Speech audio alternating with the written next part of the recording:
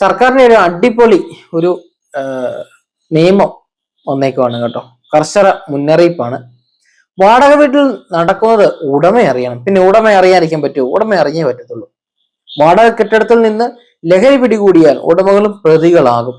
എക്സൈസിന്റെ കർശന മുന്നറിയിപ്പ്. എന്റെ പൊന്ന് പാഴികളെ, നിനക്കൊക്കെ പോയി വേറെ വല്ല പണിയും ചെയ്തുകൂടെ? ഈ ഈ പറയുന്ന ലഹരിയില്ലേ, ഈ ലഹരിയുടെ ഉറവിടം കണ്ടുപിടിക്കാനുള്ള ആംബിയർ നട്ടല്ലുറപ്പ് നിനക്കൊക്കെ ഉണ്ടോ? ഉണ്ടെങ്കിൽ അത് ചെയ്ത് കാണിക്കുക. ഒരുത്തരം ഒരു വാടകയ്ക്ക് ഒരു വീട് എടുത്തു കഴിഞ്ഞാൽ അവിടെ എന്താ സംഭവിക്കുന്നത് ഇവർക്കറിയാവോ? അങ്ങനെയാണ് ഈ കാണുന്ന ഹോട്ടലുകളെല്ലാം വാടകയ്ക്കല്ല എടുക്കുന്നത്, ഈ റിസോർട്ടുകളെല്ലാം വാടകയ്ക്കല്ല എടുക്കുന്നത്. അവിടെ എന്തൊക്കെയാണ് നടക്കുന്നത് വല്ലതും അറിയാൻ പറ്റുമോ? ഒന്നും അറിയത്തില്ലല്ലോ.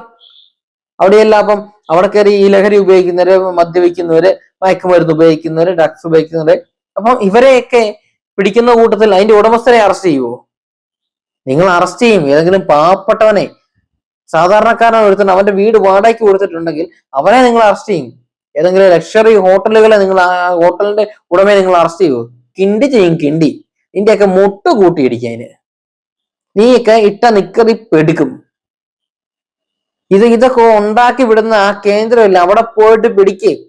ഇതിന്റെ ഉറവിടത്തിൽ ചെന്ന് പിടിക്കാനുള്ള നട്ടലിന് ഉറപ്പുണ്ടെങ്കിൽ, മനസ്സിലായോ? ആ സാധനത്തിന് ഉറപ്പുണ്ടെങ്കിൽ അവിടെ പോയി പിടിക്കുക. ഇമാര് തോന്നിയവാസം ചെയ്യുവല്ല ചെയ്യേണ്ടത്.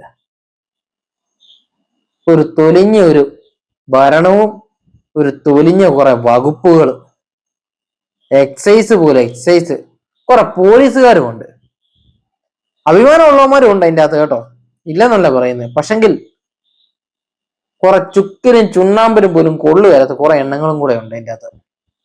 ആ ആ ആ ഒരു വകുപ്പിപ്പോഴും ഇപ്പൊ എന്താ ഈ എക്സൈസിനകത്ത് വരുന്ന സാധനങ്ങൾ. അല്ല ഇമാര് തോന്നിയാസൊക്കെ പറയുമോ? കഷ്ടം. വേറെ വല്ല പണിക്കും പോ. ഭരിക്കുന്നവർ നല്ല സൂപ്പറാണ്, പിണങ്ങാണ്ടി വിജയന്റെ ആൾക്കാരല്ലേ, പാദസേവക്കാരല്ലേ, കൂടുതലൊന്നും പ്രതീക്ഷിക്കുന്നില്ല.